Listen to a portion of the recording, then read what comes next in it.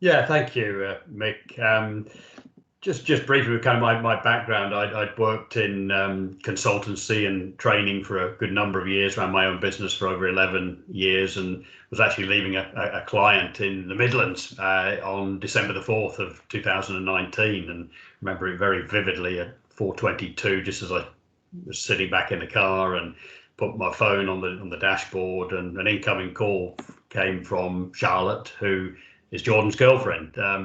Not someone who would call me fairly regularly, so I thought unusual. But anyway, that call that I remember recording, and at 2 minutes of duration, much of that probably in silence, was to tell me that she'd got to my son's house, Jordan's house, and found he'd taken his own life. And from that moment onwards, kind of the world changed dramatically for me.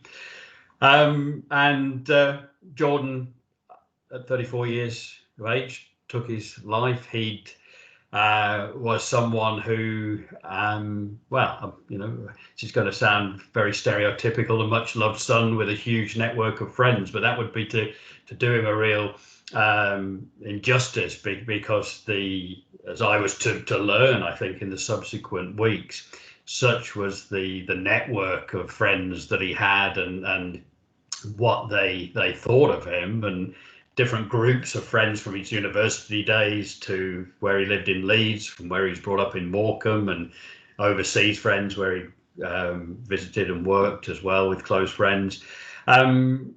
Out came a story of a lad who was hugely loved by so many people, but equally was someone that gave of himself enormously, very much on the quiet, I would say, to so many of those friends when they were in need. And so few of them knew of his battle with depression. He was clinically diagnosed in 2015 and experienced episodes. Never any indication to anyone, including his family, that there may be any sort of suicidal ideation there at all. So when it happened, it was a total shock, even though we knew he was struggling.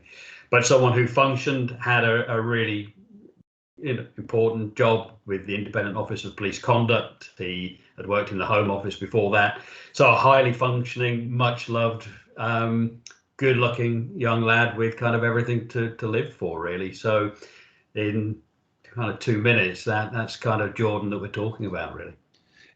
In terms of that, and your and the family's understanding of how things escalated to the point to which they did, what was that journey like, in terms of, you're obviously aware of the diagnosis there of depression, but you're also aware of the good, strong networks of friends that he maybe had as well. So was that a journey in and of itself to get to a point where you could understand how Jordan had got to that point? Yeah, it's a really interesting question, because if we understand the kind of dynamics of the family, Charlotte, his girlfriend, who's just had to put her studies on hold at university at that time, has now successfully completed and put in and passed her thesis to become Dr. Charlotte Heathcote, and a clinical psychologist. So Jordan was living with a clinical psychologist, or they weren't living together, but spent a lot of time at Jordan's house together. His mother, senior mental health nurse of many years. So we had a family connections that clearly understood the dynamics and issues around mental health, and a dad who didn't understand, really. So my ex-wife and Jordan's mother, we would talk regularly about the fact Jordan was struggling. She was understandably maybe more concerned than I was. I can remember having conversations where I'm thinking, look, I've just spoken to him. He seems okay. He seems, I've just had a chat with him, and maybe worrying more than you need to was if I didn't verbalize that was certainly in my head. Now realise she worried with good reason. So to get to that point, I think we understood that he'd struggled in 2015. He came to live with his stepmom and I for a period of time there, who she did a phenomenal job in getting Jordan back on his feet as well, with a lot of other support. And he went out into the world, but every so often we knew he would have these episodes, but they were never extreme until probably the latter part of 2019, where he was really obviously struggling. And that's where we all started to get more concerned for his mental health and supporting him. Again, not in a million years did we think what was going to happen, would do. So the signs were there. Retrospectively, the signs are very clearly there now. I'm not going to be the first person to have said that, but when I'm receiving WhatsApp messages, saying, not doing too well, Dad, probably the first time in all those 5 years he'd ever really come out and said that. I'm not sleeping well, struggling, with my sleep. Or jokey comments we might have between us. Well, at least I managed to get up and have a wash and a shave this morning, Dad. And my reaction was we'd have a bit of banter about that, because I wanted to be Dad. If we went for a beer every so often or a concert, I didn't want to be the dad that was continually interrogating him about his mental health. We didn't get, even though he didn't live that far away, he was a very private individual in many respects. So we wouldn't have those conversations really at all, other than the general, how are you doing, and kind of leaving it at that. So it was an interesting journey for me, because say retrospectively, I can look back now and see the signs very clearly, and know exactly what I would be saying to myself now in terms of what I needed to do about that. So so it's been an interesting pathway, really. And I think it's interesting there, with the connections that people add to the mental health world and the understanding as well.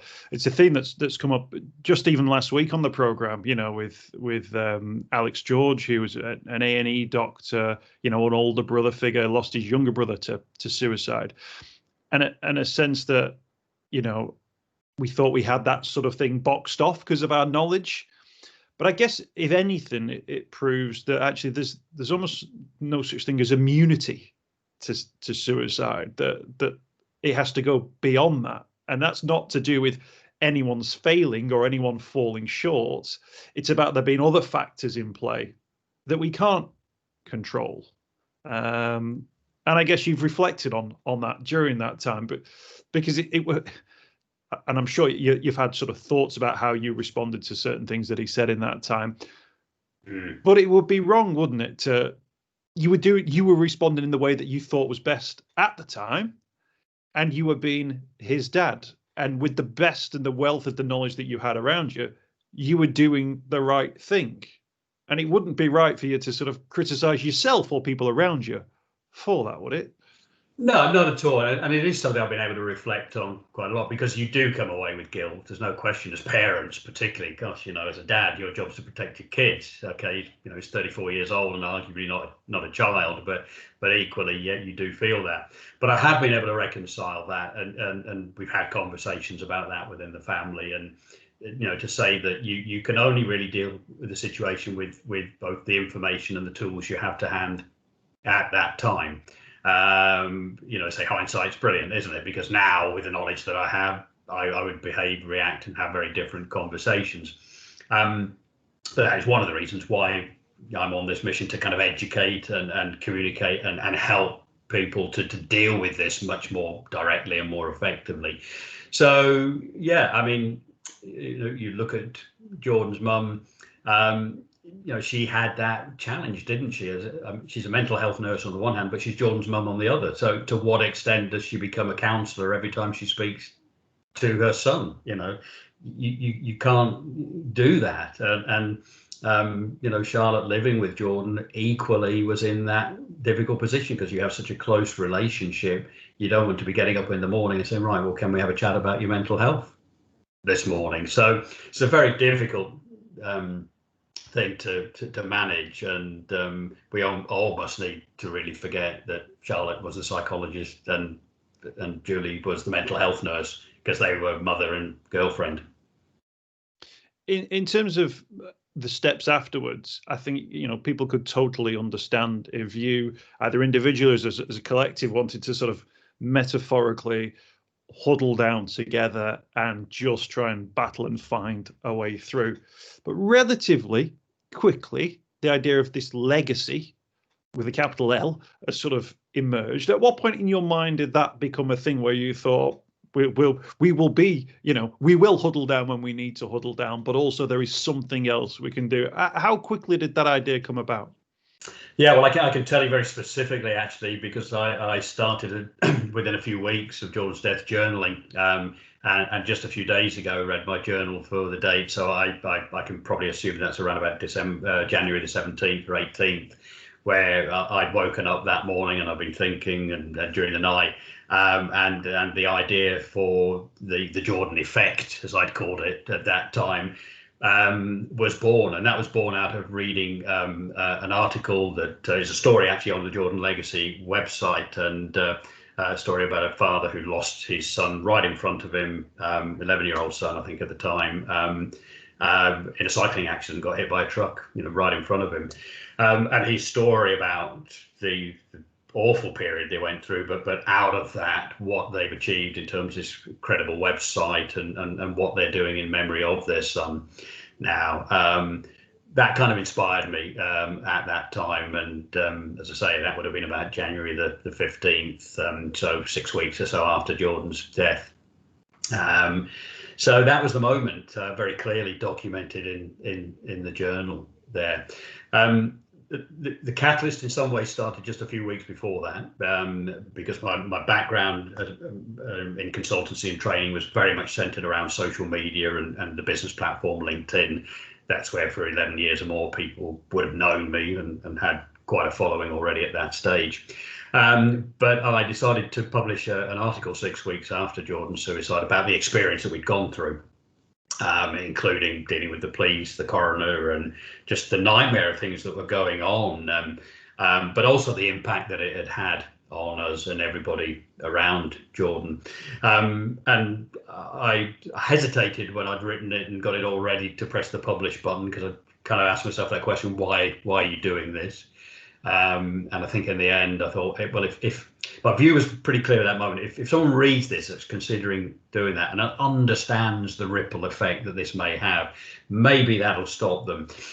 I'm kind of a little bit better educated now, 13 months on, to say that that isn't always going to be the case, and it potentially may even have a negative consequence there in terms of guilt, but nevertheless it did have, to a large extent, the impact I hoped it would do. And I think even with my knowledge of LinkedIn, I was taken back by the response globally to that article that I published on December the 16th, and that kind of started the ball rolling, because I was then approached by hundreds of people, really, from private messages to comments that range from people bereaved by suicide, psychologists themselves who kind of thanked me for articulating something that they would often make very wordy and complex, but had really got the message across, to people that were considering taking their own lives or had done, and how this had impacted on them. So the outpouring was huge. And I think once that had happened, knowing I had a voice, but now had a different voice and could maybe make that difference, that's when the journey of starting to write and publish more about our experience then kind of led on within a few weeks to that moment, as I mentioned in the journal, when I thought, right, I need something more specific. And the reason specifically was because I was starting to be approached more and more by people who were struggling. I thought, I'm not equipped, I'm not a mental health professional. How do I respond? So immediately I was to Jordan's mum and to Charlotte, say, what do I need to put in place? What's my reply? Where do I signpost? What do I do? And as I say, 13 months later, I'm considerably better educated in that respect. And I think that's sort of testament both to, the commitment that you wanted to make to that, but also the need that people had for an outlet, somebody to speak to. And obviously, clearly through that post, they were able to see a connection and see something that thought, this bloke gets it. This bloke understands what it is, which is a great connection to make. But with those responses, what was it that you thought, well, this is what we do need? Because ultimately, we need to stop people considering taking their own life. We need to get those suicide numbers down to zero, and that is a bold and a correct ambition, I think, that we can all have. But you as an individual must thought, well, what will be the thing that I can do? What will be the thing that when people come to me, I can offer them? And how easy was it to make that decision about what that offer would be? Yeah, in some ways, looking back, it seems that it was all relatively easy, that it kind of fit into place. But there was a lot happened, and has happened during 2020, in our own personal respect, not least what everyone else is going through. I think one of the things that I realised was that because of my openness and pulling no punches, I think in the content that I shared, was very open about the emotion, the experience. How it had really impacted. It was very raw, a lot of the content. I think that resonated with a lot of people. There was no fluff there, and it was a very personal story. And we know, personal stories sell hugely. So I think that the more that I was just very open, rather than just quoting statistics about mental health and things like that, the more people engaged, and still do.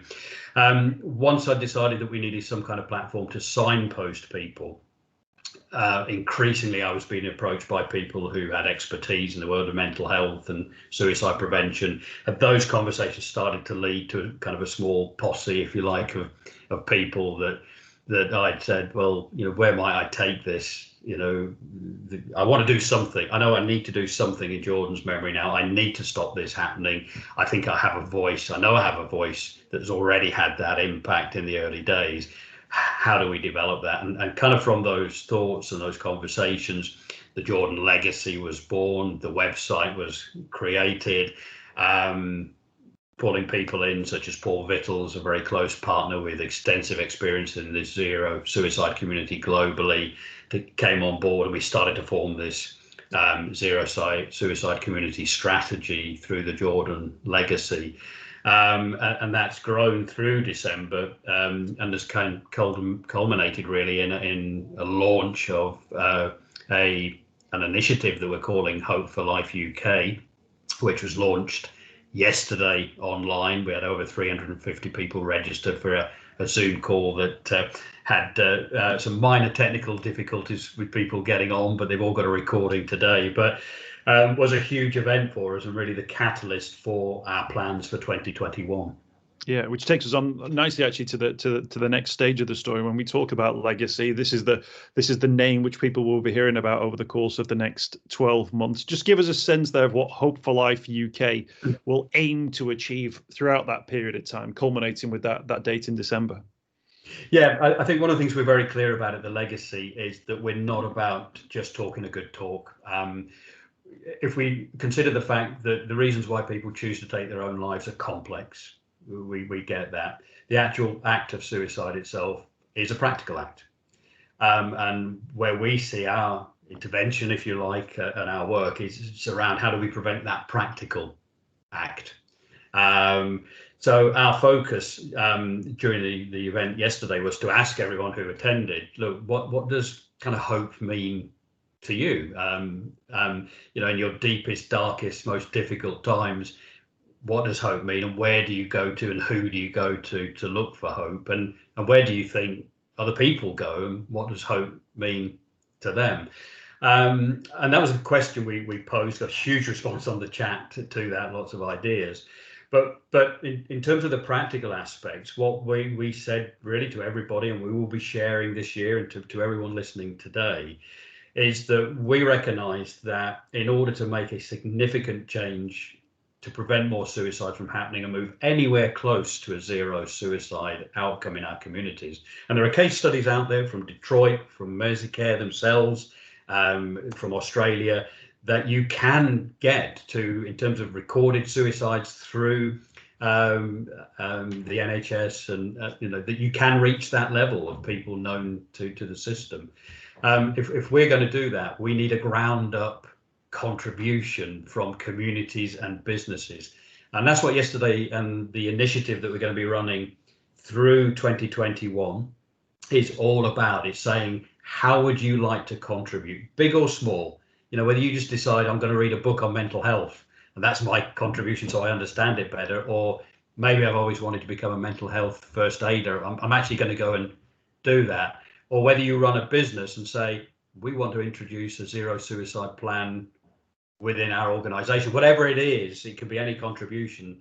And what we're saying to people is, let us know. We'll keep in touch through the Hope for Life UK community hub that we're developing. And the initiative will culminate on December the 4th this year in Hope for Life UK Day, which will happen each year, but there'll be an event each year where we'll celebrate the successes that have happened.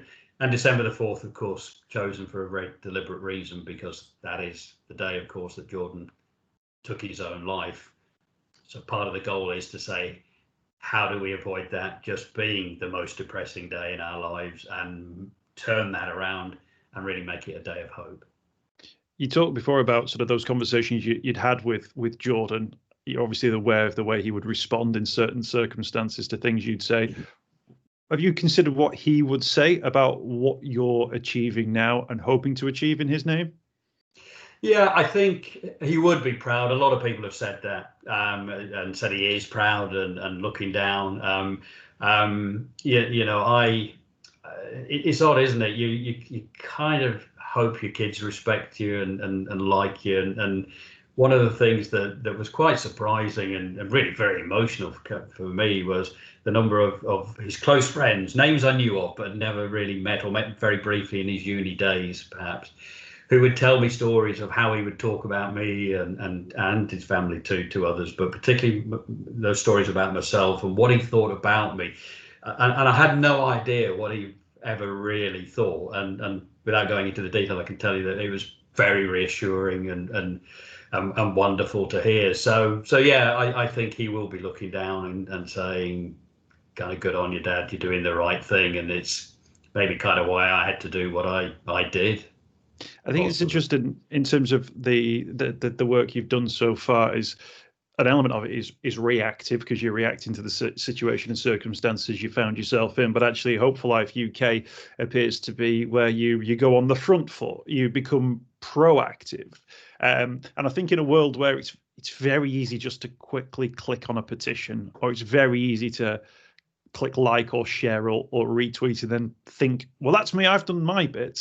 What you've talked about there is actually people going beyond that, is actually people taking steps in their own direction, which I think there was an interview I heard with Tom Hanks that resonated with me, and he was talking about one of the characters he played in a film, and he spoke of the issue of what the world needs is aggressive kindness, which is not just that people are nice and but actually people are aggressively kind, that you go out of your way to do something that's a little bit different. And if people are rejectful of that, then it's on you to pursue them almost even further. This idea of aggressive kindness, and that really stuck with me as a thing in a world which can be bleak for many different reasons.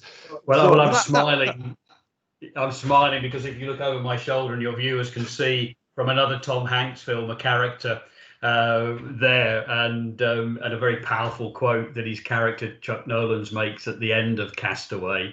And to remember that quote where Chuck Nolan had lost everything, having been cast away in this desert island, come back and lost his girlfriend yet again, his fiance, and he said, kind of, what do you do now? And he said, well, look, I just know that tomorrow I'll wake up. I just have to breathe, because who knows what the tide is going to bring in. And I thought, wow, what a quote. So Wilson sits over my left shoulder, keeping an eye on me. It's a film that Jordan and I watched a lot and both really enjoyed. But you're right. Be very careful what I say here. There are a lot of excellent events put on around mental health each year, and certain days, of course, so I won't mention them. But what happens is it's a day and everyone gets kind of G'd up and motivated, and we must do something, and then nothing really happens to the level it should. So one of the things we're really clear with for Hope for Life UK is that it is an initiative that culminates in Hope for Life UK Day, not just a day that we're waiting to happen. And that is a really important message. And I think that's a really important one too. Somebody emailed me this week actually saying, Vic, I really like what you do as much as anything because you do it every week. you don't just do it on the days that that come up in the diary. Although I do find that sometimes when those dates come round, there's a greater interest in something that you might. So if you can utilize those days. There was a big fuss last week, going off on a tangent slightly here, about Blue Monday, which is, quote, the most depressing day of the year. And it isn't, and it wasn't, and it was a sales thing. But actually, a lot of people use that as a day now to talk about things around the positivities, checking in with their mental health. And actually, I think, well, whatever the hook that people need to get into a subject, I think it's completely validated. Whether it's something you see on ITV on a Saturday night, or whether it's something you see on a hashtag, then great. Mm-hmm. But as you quite rightly say, I think what you need then is there needs to be a body or a weight and a resource behind that, so that you don't just get hooked in, briefly deal with a matter or briefly consider a matter, and then think, and now I'll forget about this until this time next year. That's not what we need. It needs, as you say, to be that culmination. It needs to be built around something, be it the signposting, be it proactive steps, be it something that you or your community can get involved in. And it's clear to me that that's what Hope for Life UK is very much intending to do. Yeah, I mean, Children in Need do something very similar, don't they? The event is on a certain night, but the whole build up to it is some months ahead, and everyone goes out and does their fundraising. So very similar principle. No, absolutely. Now, in terms of people who are thinking, oh, maybe this is something I can get involved in, what are people's options now in terms of becoming part of the movement? They might be thinking, well, I don't know Steve, or I've not heard of the Jordan Legacy before, but this sounds like something that we can be part of, or that we can benefit from. What would you say to them? Yeah, absolutely. So first of all, we have the website, which is the jordanlegacy.com. I'm very cognizant of the fact that this morning I have a project to do fairly rapidly, and that is to get some very clear reference to Hope for Life UK on there. As you can imagine, these things kind of happen, take on a mind of their own, and before you know it, it's happened. So that will be happening pretty quickly this morning. Something fairly clear and obvious on the page there. On there will be a link also for people to opt into our Hope for Life UK community. What that will provide is an opportunity for them to be updated about the project itself, the initiative this year, but we will also be providing a community hub where people can contribute their ideas. I mean, just as examples, I had messages from people after the event last night. A local solicitor that I know said, I've already been thinking about what can we do as a solicitor to help prevent suicide. And this lady said, look, I'm a mediator. It's what I deal and specialize in. And I have fathers who are coming in, going through a divorce, thinking they're going to lose their kids, and in quite precarious emotional conditions. Maybe what we can do as solicitors is part of that mediation, ensure that we have some kind of safeguarding within that process. And so already people were coming out with ideas like that. So the Hope for Life community will be with a little bit of guidance from ourselves, but really important to understand is that we want people to contribute with their ideas, not for us to impose our ideas onto them. So we can help in a lot of cases, but what does hope mean to you? What would giving hope to someone else look like as far as you're concerned in a community, a work, a family environment? Share your ideas. Let's put together, this plan and this initiative through the contributions of ordinary everyday folk. And if we do that, we can create, a fantastic movement that has a real measurable impact on saving lives and preventing suicide. But isn't that a really strong and powerful message there, that actually no matter what it is that you do, no matter who you are, with a little bit of thinking, you can find your little niche, your little thing, your little difference that allows you to be part of that. And you've put hope at the center of that, and the word hope, because I think that resonates with people, doesn't it? Yeah, absolutely.